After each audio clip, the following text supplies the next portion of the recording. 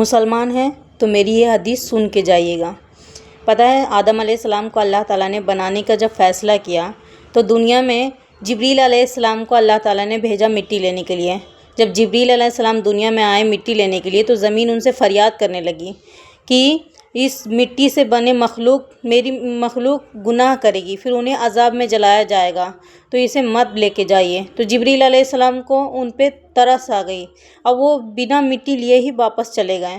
پھر اللہ تعالیٰ نے میکائیل علیہ السلام کو بھیجا، پھر میکائیل علیہ السلام بھی آئے تو جو زمین تھی ان سے بھی وہی فریاد کرنے لگی، رونے بلکنے لگی، ان کو بھی ان پہ ترس آ گیا، وہ بھی بنا مٹی لیے ہی چلے گئے۔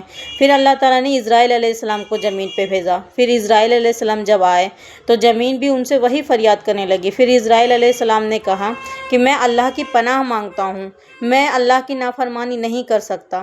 پھر اسرائیل علیہ السلام نے ہر طرح کی مٹی کو اٹھایا، کالی بھی، گوری بھی، چکنی بھی، مٹی روکھی بھی، سخت بھی، نرم بھی، ہر طرح کی مٹی کو اٹھا کے وہ لے گئے۔ پھر اللہ تعالیٰ نے ہر قسم کی مٹی سے آدم علیہ السلام کو بنایا، اسی لیے آدم کی اولادوں میں آج ہر قسم کے مزاج والے لوگ پائے جاتے ہیں، جیسے کہ نرم بھی، سخت بھی، گورے بھی، کالے بھی، ہر قسم کے مزاج ہیں۔ تو آدم علیہ السلام کو جب اللہ تعالیٰ نے بنایا، پھر ان کی مٹی سوکھی، کھنک کے بالکل سوکھے برتن، مٹی کے برتن جیسے ہو گئی، پھر ساری مٹی ہٹنے لگی، پھر اللہ تعالیٰ نے اس میں روح پھونکا، پھر اسی طرح آدم علیہ السلام وجود میں آئے۔ تو اگر میری آپ کو حدیث اچھی لگی ہو تو میرے کو لائک سبسکرائب کرنا نہیں بھولیے گا، اور مجھے دعاؤں میں یاد رکھیے گا۔ چلیے، اللہ حافظ۔